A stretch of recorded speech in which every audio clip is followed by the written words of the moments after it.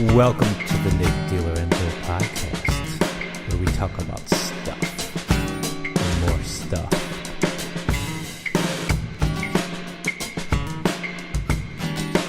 Happy St. Patrick's Day to all of you. Today we're talking about Megadeth and some of the great stuff that this band has put out through the years.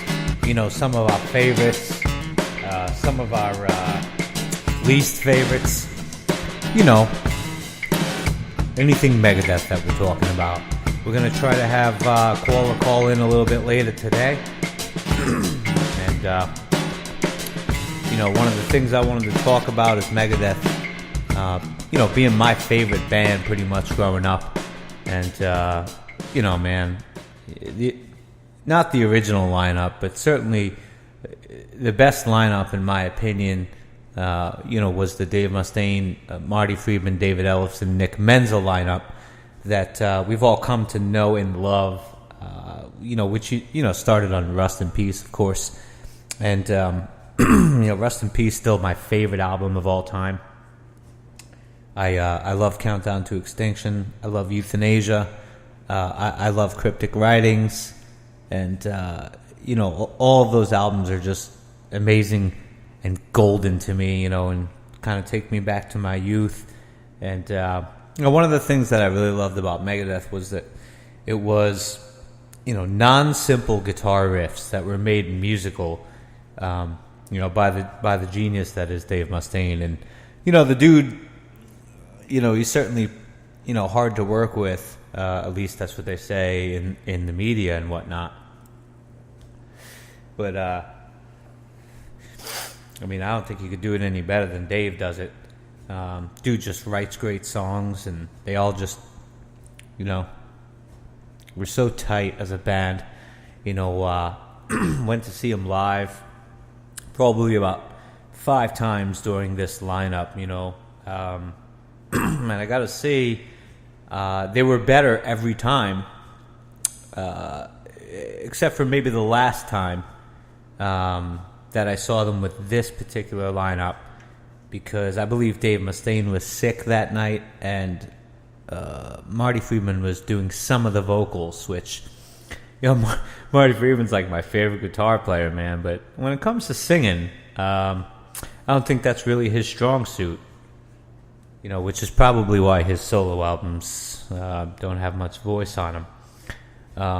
But anyway, you know, we're talking about Megadeth because you know, it's one of my favorites, and right from the beginning of the Rust in Peace album, it's like they grab you with Holy Wars, The Punishment too, and you know, just hearing that intro, just that intro, man, I'm like pumped up and I'm ready to go, you know. And there's actually a YouTube site, which I can't remember the name of it, but there's like there's 2 dudes that review music. And, you know, they review music that they don't ordinarily review, which is really cool because, you know, you get like an outside view of what people think the first time they hear it. Yeah, Holy Wars reaction here. I was just looking it up on YouTube. Lost in Vegas is the name of the channel. And it's basically their reaction to the music, you know, which is really cool. Ryan and George, that's who it is. And, you know, right from the get-go, man, this song just grabs you. And then we go on through the album, of course, you know, there's Hangar 18, you know, with the legendary guitar solos and just all that amazing stuff that happens in Hangar 18, you know, which eventually they return to with a little different lineup, but you know, all the way through the album, it's just pure energy, pure thrash metal, you know, something that you really don't get nowadays. And the closest you get to it is probably Avenged Sevenfold of what's coming out today, but, you know, they just don't make them like that anymore, you know. So, you know, as we go on through the Rust in Peace years, which was like 89, 90, you know, 91 during the tour, and, you know, they started playing Countdown to Extinction songs on that tour, and people were kind of like, I remember this, people were kind of like, wow, what is this? What's going on here? And I can remember my very first time being at a Megadeth concert, and I heard them play what I think was Sweating Bullets at the time. But it was a little different then.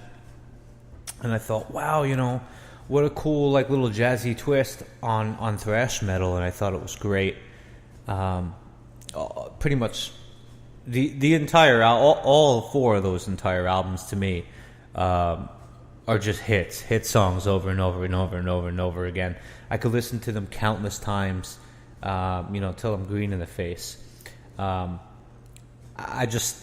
think anything Megadeth is great during the prime time that I'm calling it.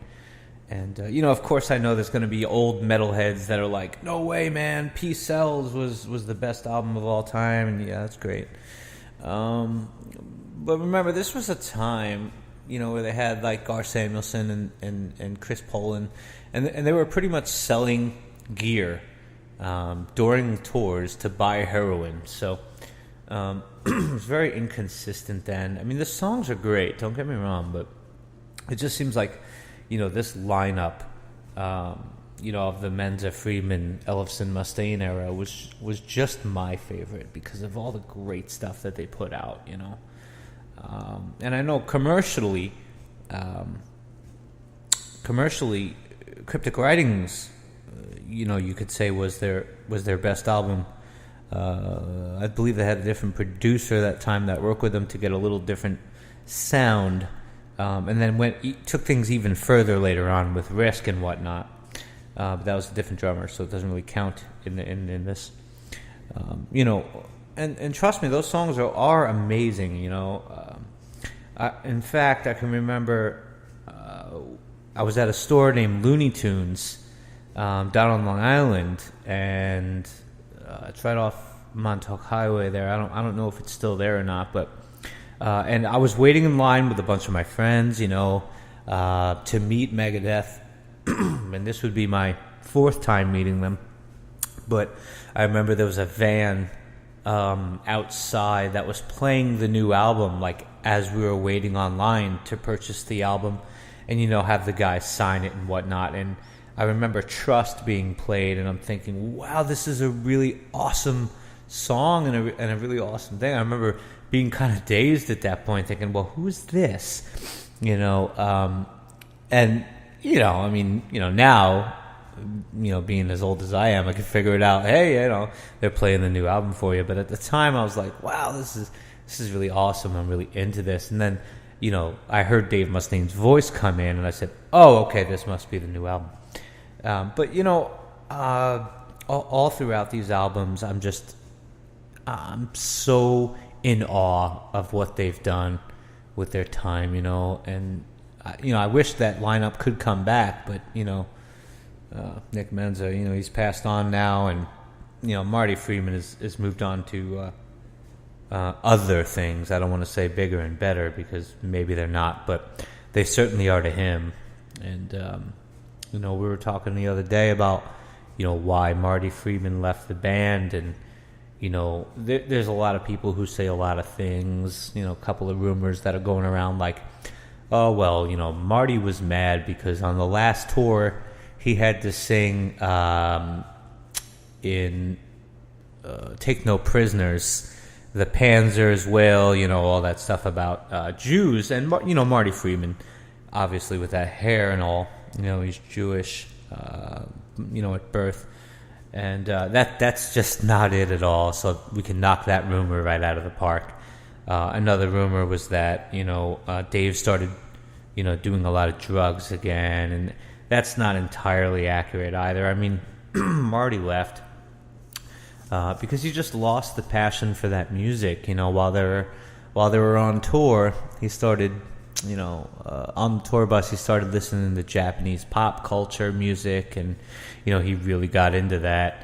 And I think it was just his time to want to do his own thing. It seems like any of the guns that Dave gets for hire, they only stay for a certain amount of time, and then they're on to their next project, or Act of Defiance, or whatever their next project is. It seems like they're right on to it. But Marty, he came out with a lot of good stuff, by himself, especially his last record,